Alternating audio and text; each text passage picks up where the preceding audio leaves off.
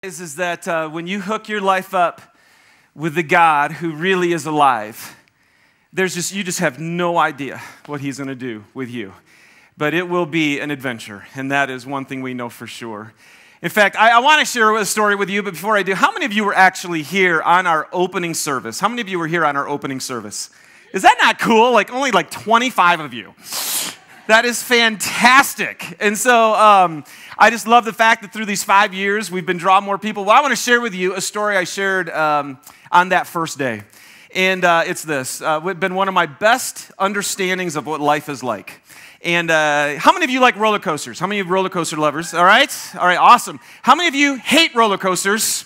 Okay, I'm always amazed at how many people hate them, except I grew up with a dad who hated them. My mom made him get out one time, and she said after they got off and he was green, she never made him go on one again. And so, but I grew up as a kid who hated roller coasters. I mean, I was scared of heights and falling and all that kind of stuff. And then I remember my older brother and sister made me get on Space Mountain at Disneyland. Hey guys, Space Mountain at Disneyland? Okay, so I get on that thing and it absolutely freaks me out. But I eventually grew up to the point where I love them now. And I don't even know how that transition happened. But when I thought about it, I go, there really are two types of people with roller coasters. And you have the ones that when you walk in, right, you're scared to death of them. And all your buddies are running to the roller coaster, and you're going, hey, that thing that turns around looks pretty good over here. And maybe we could just do that. It's time to get in line. And, you're letting people go in front of you, because maybe, I got to go to the bathroom. You figure out everything you can do to not get on that ride. And then eventually it happens and the little gate opens up and it's your turn. And where do you choose to sit if you hate a roller coaster? Right in the middle, man, all right? It's safe there in the middle. You sit down, you take the seatbelt, you tighten it so hard you can't even breathe, right?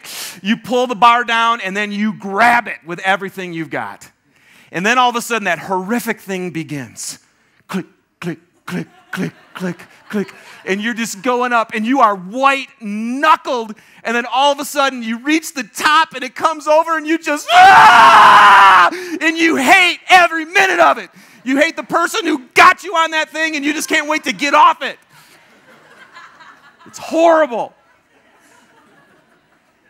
And then you have those people who love it. How many of you have been to Cedar Point? Any Cedar Point? Okay. You have not been to an amusement park till you've been to Cedar Point. That place rocks. I have some friends who literally, whenever there was a new roller coaster at Cedar Point, they would camp out the night before to be the first people in the park. And as soon as they would open up, they would be the first people in line, and they would run to that coaster and make sure they were the first ones on it. Okay? I mean, that's what it is. You're crazy. You're cutting in line, right? You want to get to the, and then when they open up the gate and you get in, where do you sit? You sit in the front or the back, because the back is already flying before you even go over the hill. It's awesome. And the best ever is the stand-up roller coasters, right? Because if it's a stand-up one, then you have to be in the front. Because you put that thing right around your shoulders and you hold your arms out like this and you just hang. It's awesome. You get in your seat, and what do you do with the seatbelt? You make it as big as it can so you can fly out of your seat while you're going over the little hills. You start clicking up. Your hands are up like this. You're looking at the dude in the middle going, come on, man, let's go. You are so psyched. And you hit that hill and you lean over and you just scream, but it's with delight. You go, yeah! And you love it. And what I realized, you guys, the first time I thought about that, is there are some people who go through life white-fisted. And they grab onto the bar of life and they try to control it. And they try to tighten it up. And they go up and down, because, man, once you go down the huge hill, then you've got the twists and the turns and maybe upside down, and you're banging left and right, and you're just, this is horrible. And you're just trying to make it through. And then you've got some people who are on the exact same ride. It's flying down. They're getting banged left and right, too. They're going upside down. It hurts just as much. It's just as crazy. And somehow they're able to go, woo! And I just thought, what life are you living? And what life do you want to live? And for me, when I found Jesus Christ, one of the coolest things was in finding Jesus Christ is I found, because I tell you this, there's no way I'm hanging up like this unless I have a bar holding me, right? Because then that would be like really insanity. But when you find Christ and you find the security of being loved no matter what, of a God who knows you, who created you with a purpose, and who now says, I will never leave you, I will never forsake you, I am always with you. Just read that again this morning. I am with you. When God is with you, then you can put the bar over your shoulders and you can go, then let's go for the ride. And I'm telling you, it's not a merry-go-round. It's not, whoa, wow, I found Jesus and look at this little nice life I have. It is not. When you get in life, whether you have Christ or not, is this life not out of control? This life is crazy, and this life is nasty, and this life is wonderful, and this life is hard. This life is horrible, and this life is awesome. And you can either go through it like this, or you can go through it like this. That was the message that we gave 5 years ago when we started K2.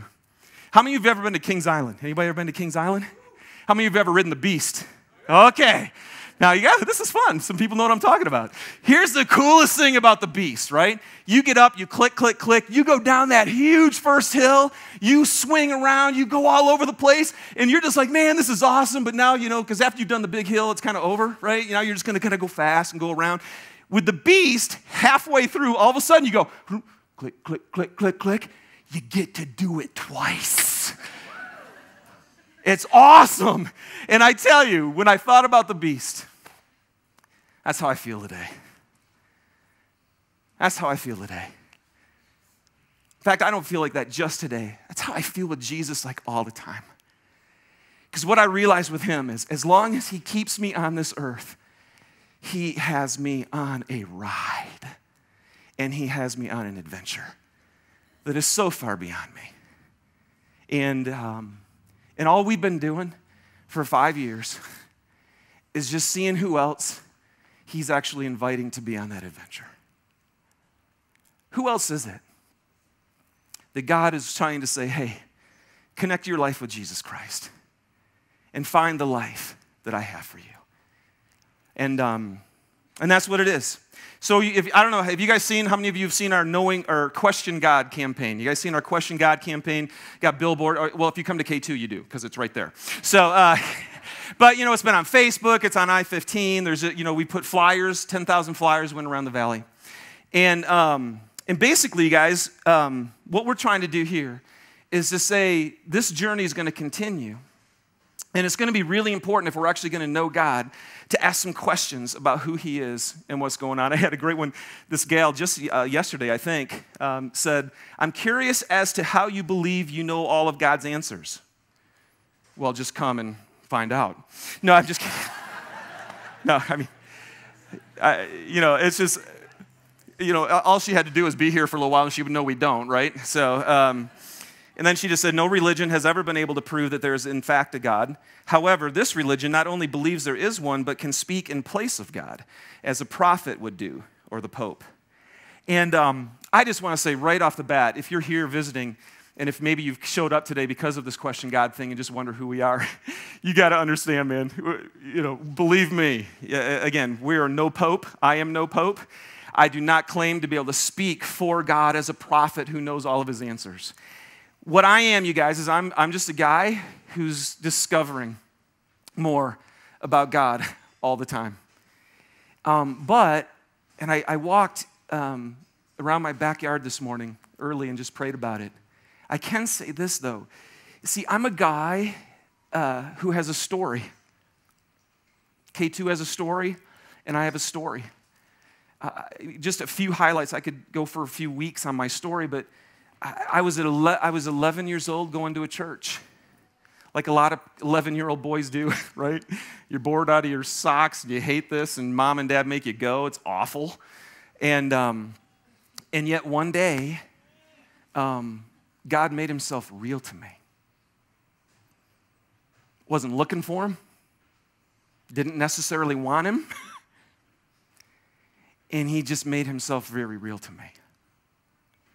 And on that day, I decided to go ahead and trust him and to put my faith in him and to receive him. Because they told me I could do that. They told me that I could actually put my faith in a God who loved me and who took care of everything that was keeping me apart from him. I was 11 years old. What do I know? But man, my heart would not let me not do that. Thank you. And all I know is ever since I was 11 years old and I made that decision, my life has never been the same. And I sinned like a banshee after doing that, which is an interesting ride, loving Jesus and screwing up a lot. Then eventually when I was in college, he just showed up again while I was riding a lawnmower, working for the city parks in Lapeer, Michigan. I wasn't in a service. Nobody was trying to get me to do anything for Jesus. I was just having a nice sinful life like everybody else, and that wasn't okay with him. And he bugged me on that dumb lawnmower to the point where I had to follow him again. That's just my story. Then I wanted to teach high school and coach football. Great game last night, Ute game, by the way. But I just that's what I wanted to do with my life. And then right near the end of my college years, I realized God did want me to teach, but not social studies. And he called me into this ministry thing that scared the crud out of me. I thought every minister was weird, and they are. And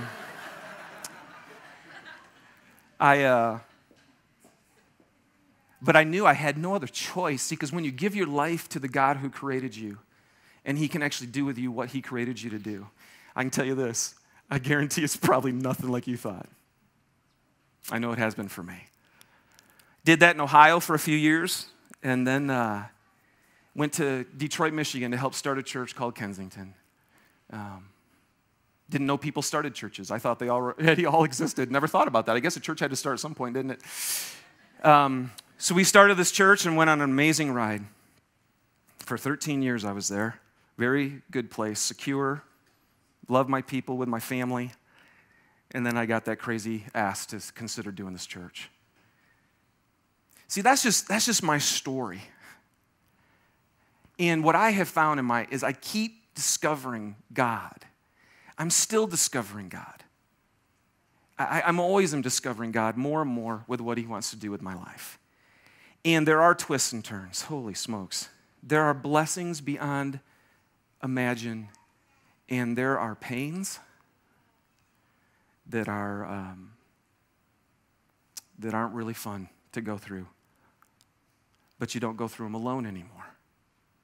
There are thrills, and there's monotony. There's a lot of boring times walking with God, you know? And then there's mountains, and then there's valleys. But you guys see, what I have come to realize, and I think you know this too, is that life is a story. Your life. You guys have a story, right? Every single one of you has one. We could all take time and, you each could come up here and you could share your story. That's what you are. Your life is a story. And what hit me, what's so funny about you have a story, I have a story, and then what's interesting is all of a sudden our stories intersect. Isn't that wild? Like Eric Winter, who's our operations director here, I've known him since I met Eric when I was 9 years old. It's awesome. And by Eric and I meeting when we were 9 years old, by his parents coming from Germany and choosing to live in Lapeer, Michigan, we ran into each other. And it's changed our lives forever. Rutledge sitting right here, and Susie, his wife, we met at Kensington in a singles ministry. Mike and Susie met in my singles ministry. Isn't that cool? Seriously, and I just think back to, we'd do these funky little retreats, and Mike be leading the band, and I'd be singing with him and just doing stuff. And, we had no idea that we would now do this together. It's changed our lives. That woman right over there, holy crow,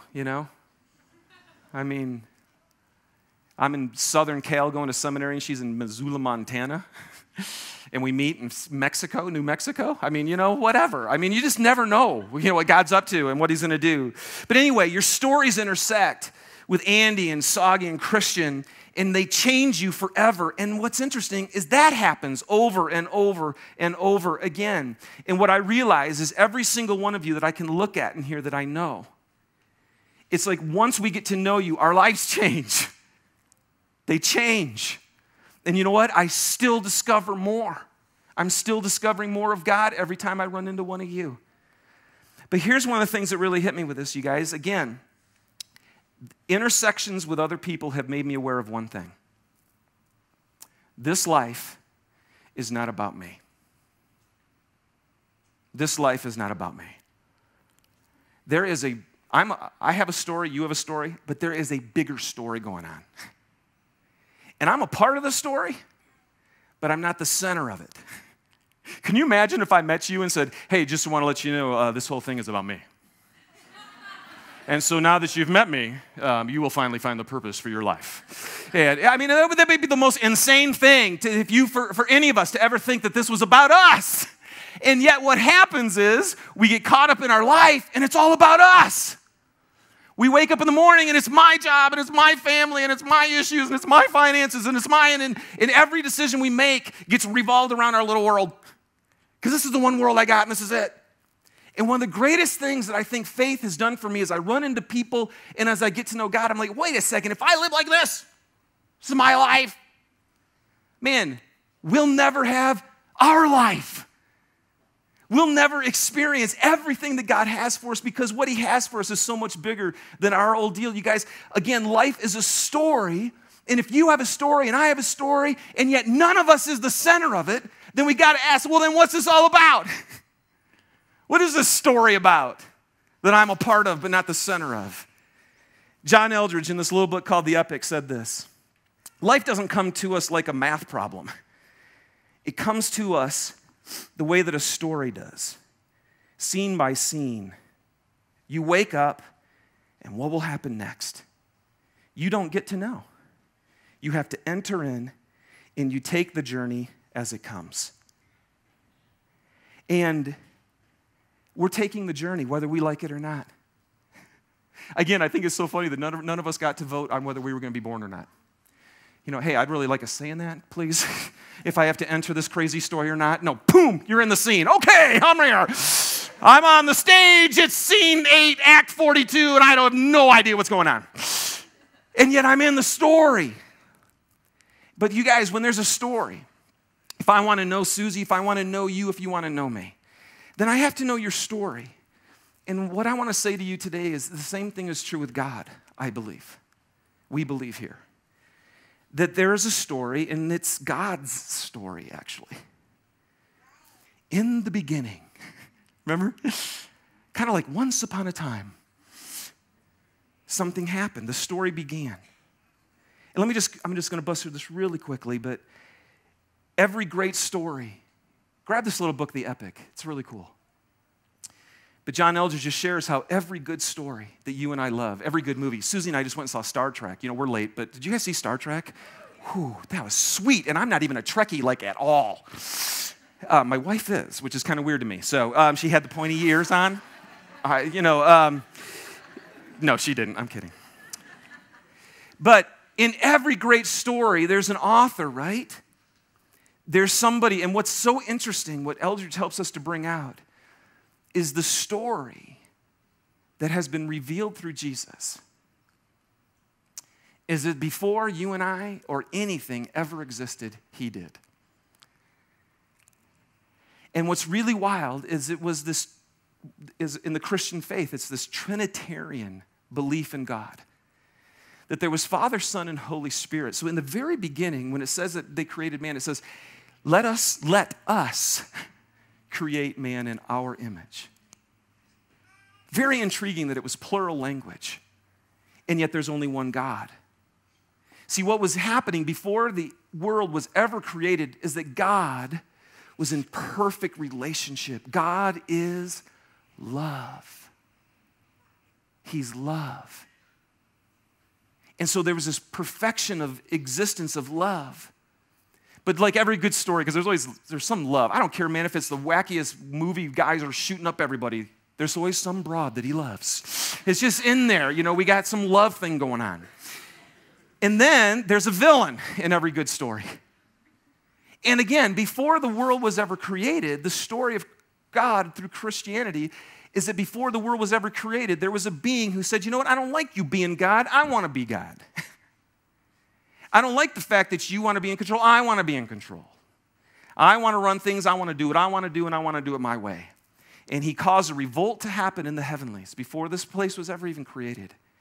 So there was a conflict. You ever gone to a movie where there's no conflict? Is there anything more boring? I mean, it's just, you've got to have some, even chick flicks have conflict. It's real interesting to me.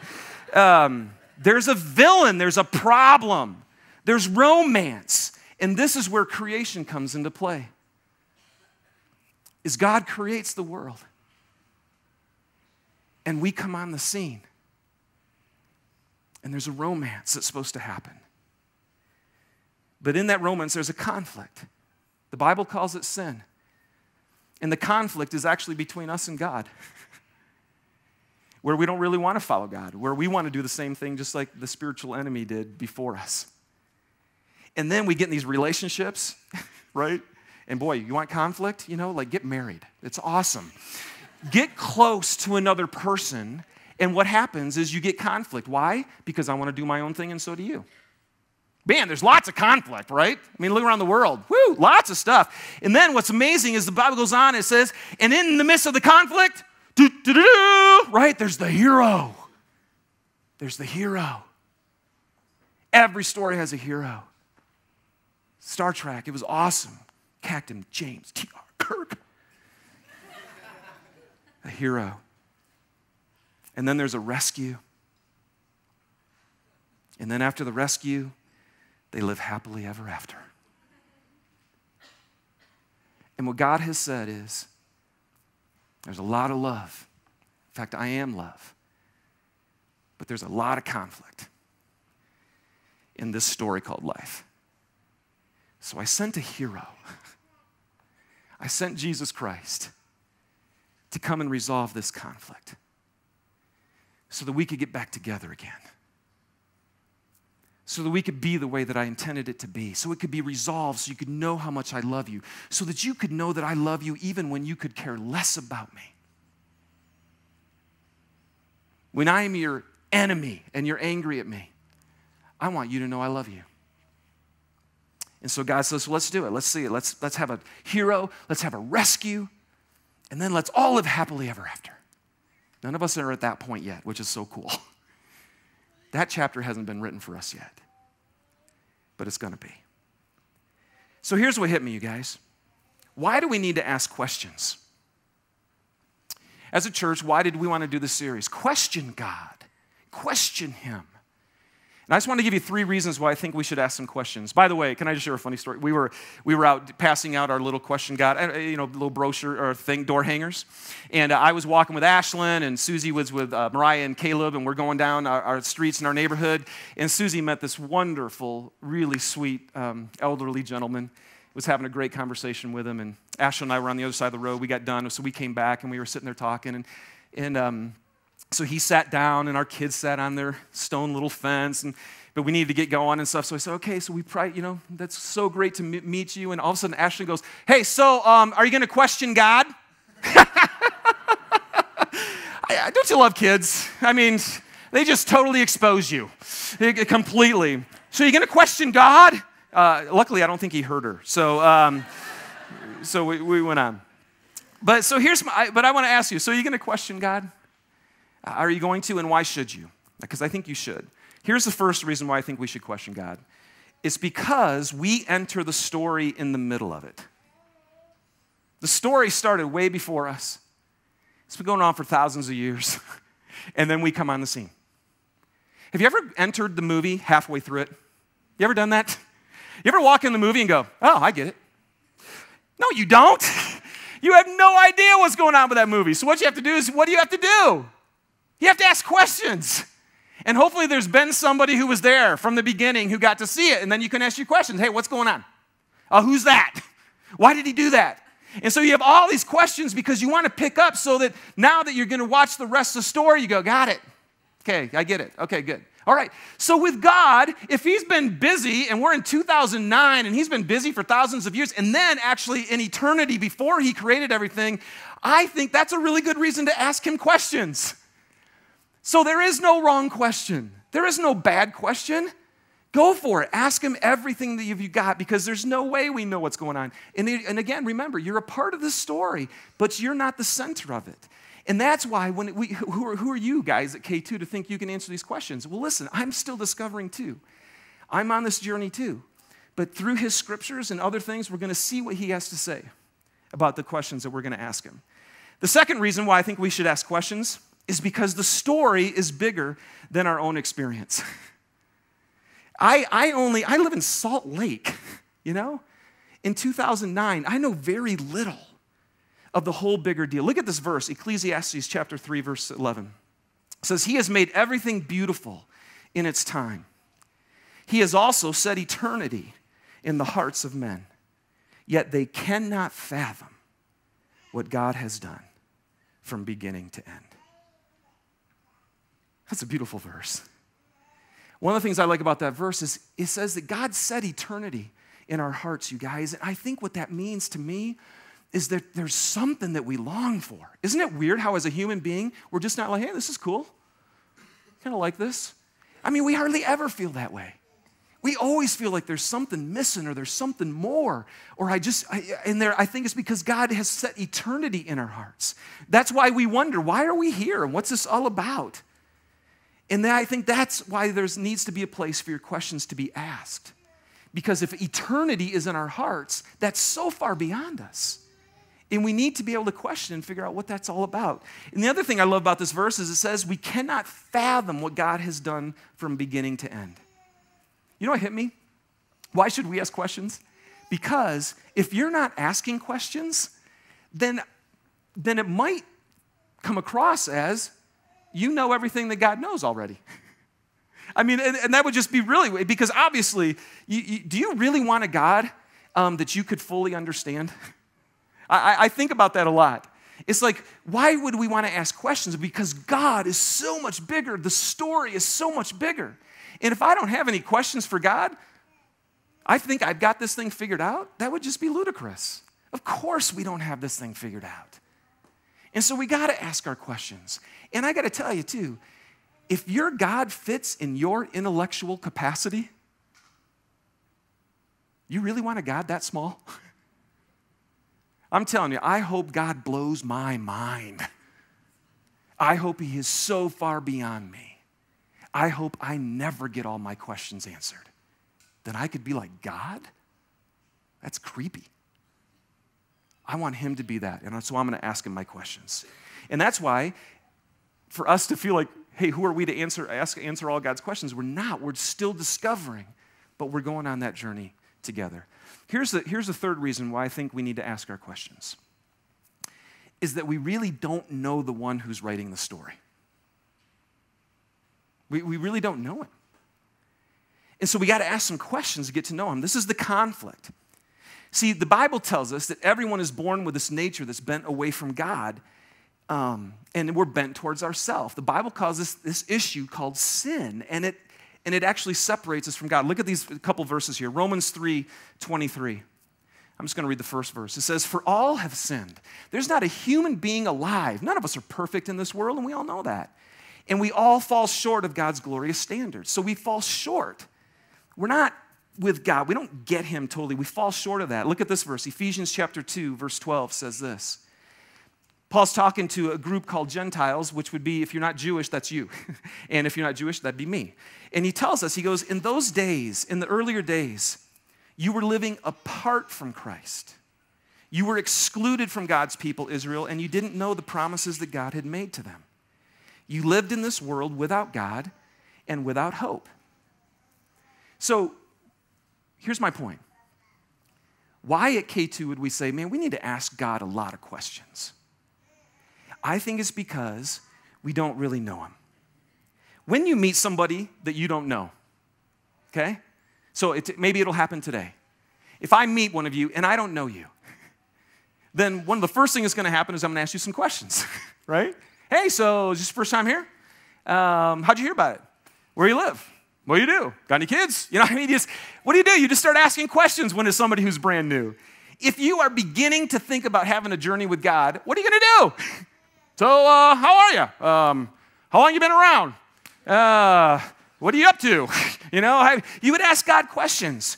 When you observe someone from a distance, okay, and you go, why in the world did they do that? You ever done that? Like you're watching somebody, you go, what is up? Now you know what I'll do? I've got all my reasons, man.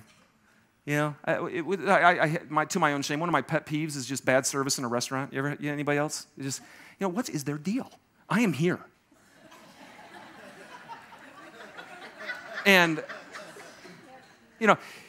then what I do is I have all these reasons, right, why they're, if you watch someone from a distance, you have all these reasons of why you think they're doing what they're doing. How are you ever going to find out why they're actually doing what they're doing? You'd have to go ask them. And I think what we do is we observe God from a distance. And we go, what in the world was that all about? Why did that happen? What is this? And what I'm hoping we'll do this month is actually go to him and ask him. And I tell you, you guys are asking some good questions. Kind of freaking me out. It's going to be a fun month. But that's what we do. And if you want to get to know somebody, really, then you ask them questions. I mean, when I met Suze and she opened her mouth for the first time and this stuff came out that just went, whoa. I got to get to know her. Man, when you want to know somebody, remember guys? When you want to know that woman, man, you start just drilling them with questions. You want to know everything about them. You want to get to know them. And I just want to encourage you, if you want to get to know God, then you got to ask questions. And so here's a key for me, if I can share with you, it hit me really strongly this week about this series that we're going to go into together. For me personally, it's not an intellectual pursuit. It's a relational pursuit that necessitates questioning. Okay? Let me just say that again. To me, when you start dealing with God, it's not an intellectual pursuit, it's a relational pursuit that necessitates questioning him. This is me. See, I don't like to debate. Some people do. Some pastors are really good at it. I'm just not. If you want to debate, there's some great churches where you can do that. And I'm not even demeaning debate. That's just not me. I just want to tell you who K2 is a little bit. It doesn't interest me a whole lot, but I do really, really value relationships. And I know to have a relationship, you have to dig deep. And you have to ask tough questions. And you've got to dialogue. I love my wife. We've been together for 10 years, and we're still discovering each other. And we will until we die. And so with God, I think the same thing is true. And so I'm not necessarily thinking, oh, I know this. I'm not going to prove anything to you this next month. I have no intention of proving anything to you. I don't think we can prove God. I don't think we can prove Jesus. I don't think we can. But I think we can give you enough evidence so that you can make a wise, good, right decision about who he is. And so, two things I know that must happen for a relationship to take place. The first one is you got to be honest. If Susan and I are going to have any type of real relationship, then we have to be really honest with each other. And so I want to encourage you to be really, really honest with God. Without truth, there's no relationship. It's just a facade and it's a joke. And can I just say, a lot of you who are Christians need to be more honest with God about your real questions. Do not candy coat what's really going on inside, thinking God will be angry if he knows. He knows. He's not up there going, God, I wish I could tell what he's thinking. He knows, But we feel like we've got to shove these things down, and then you can't have real relationship with God. And so if you've got the question, then you got to expose it and just get it out there. Be as honest as you can. And then God can meet you with his grace and his love. The second thing that needs to happen to have a relationship is I have to be humble. All right? Again, if I'm the man of the house, right? And I'm going to come at her and tell her things and ask her a question so I can know more of how to be the man of the house. I mean, it's just going to be a mess. And one of the things I just want to ask you before we jump into the series this month is, why are you asking your questions? And what are you actually pursuing? And I don't know. I never know, most of you who are here. And so I just want to throw out to you, I think there's a couple possibilities. Because you can pursue relationship. And this is a strong word, but I think it's the one I want to use. Or you can pursue dominance. In every screwy relationship, humanly speaking, is when one person wants to dominate the other one. Boy, that's ugly. I will get you to do what I want you to do. Now, you want to mess up a marriage. Manipulate, force, get that person to do what you want them to do. So, it's really weird, but we actually want to do that with God even. So when you ask your questions, you go, now, do I really want to know the answer? Do I want to pursue what God has to say? Or do I want to ask him tough questions so that I can get him? In fact, Andy and I, when we were working on this week, we just said, I think we can say two things. Either I want to know you with my questions, or I want to grill you. Now, here's what's cool about God. You can grill him all you want. You really can. And I would say, after reading these questions, that some of you may even need to do that. And again, I want to say, this is a safe place if you feel like you need to grill God. I wish I could say a word that I can't, because I will be appropriate. But I know that for some of you, your life has been full of pain. And you've seen it around you. And you need to ask God tough questions. And I want you to. And you can throw them at us. And you can throw them at him. But I just want to say, as we keep moving in this, our hope and desire is that you be as honest as you can, and then seek to be as humble as you can. Because every good relationship happens with humility. Now, let me just close with a couple cool thoughts for me personally. See, the good news to me is this. Even though we're all apart from God, and as long as we're apart from him and separated from him, we can't really know him. The good news is we can be through Jesus Christ. We believe with all of our heart that we can actually be brought back together with God. And we can know him. Let me read these two verses I read to you again just really quickly. Romans 3:23. For all have sinned, that's you and me, and we all fall short of God's glorious standard. Yet now God, in his gracious kindness, declares us not guilty, and he has done this through Christ Jesus, who has freed us by taking away our sin. See, our sin separates us from him, and God said, well, let me just take that away so nothing will separate you from me. And then in Ephesians 2, it says, in those days you were living apart from Christ. You were excluded. See these words? Apart, excluded from God. And you didn't know the promises that God had made. You lived in this world without God and without hope. But now you belong to Christ Jesus. And though you once were far away from God, now you have been brought near to him because of the blood of Christ. See, what we believe is that God does want your story to intersect with his story. And what we wonder, and our hope is for me, for my wife, for my children, and for you, is that I'm 44. What do I got? 44 more years maybe? Am I right at the top? It's all downhill from here. If I have 44 more years, could I keep discovering more of God? And what would happen if I actually knew him. See, that's what hit me this morning, is all through the Bible, all God says is, I want to be with you. I will be with you. And I wonder, how would the rest of your story go? Let's do a little Paul Harvey. The rest of the story.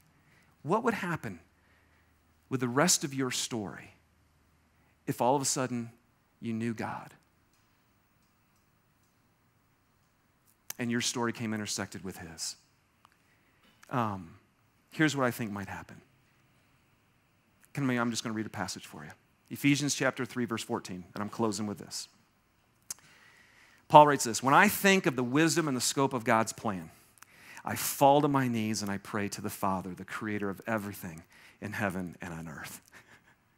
In other words, I think what Paul's saying is, man, when I think of God's story, the wisdom and the scope of his plan, it's so much bigger. Its wisdom is beyond me. Its effect is for now and for eternity. And so again, personally, here, guys, this is why I'm interested in relationship with God. I'm interested in your story. I'm interested in my story, but I'm interested in how those fit together in this bigger story of God's plan. And so I know that it is not an intellectual pursuit so I can get God. It's a relational pursuit. But if I'm ever going to have a relationship with God, it necessitates that I ask him honest, gut-wrenching, bold questions. If I'm going to know God, it does take my mind, it takes my heart, it takes my emotions, and it takes my will. It takes all of me. And that's why I'm still discovering this God whose scope and whose plan is so beyond me. And then he keeps going on. When I think of the wisdom and the scope of God's plan, he goes, I fall to my knees. And then verse 16, he says, and here's my vision for you and for me. Okay? This is why we're doing what we do.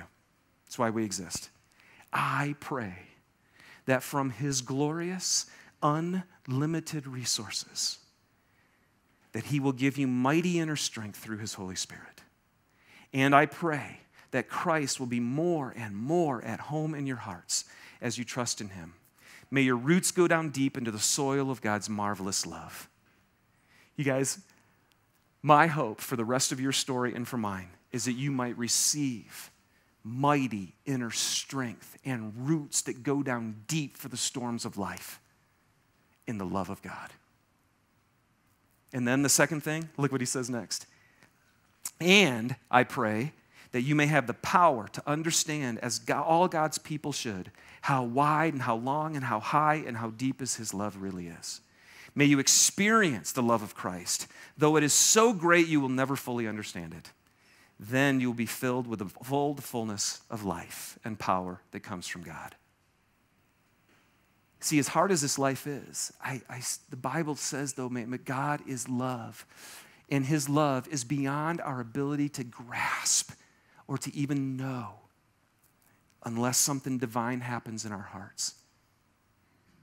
And somehow people have known the love of God in the mystery and in the horror and in the disappointment of this life. And I want you to know that love. And then the last thing is this. Now glory be to God. By his mighty power at work within us, he is able to accomplish infinitely more than we would ever dare to ask or hope. May he be given glory in the church and in Christ Jesus forever and ever through endless ages. Amen. The rest of your story. What would happen if it included the God who could do immeasurably more than you could even ask? So ask. Knock on his door. Seek. Be honest.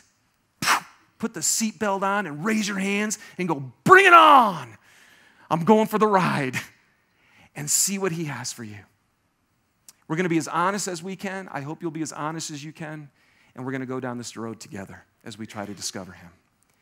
And so we're going to close our day with the band coming out to give us a chance here right now to just kind of maybe stir in our heart through worship and through music a remembrance of who God is and what he offers us. A God who is greater than us, whose story is bigger than ours, who knows things we'll never know, and a God who in the midst of that says, and I love you, and I want you and me to go through this thing together. So let's worship him as we move into this adventure of discovering more about God. Let's do it together.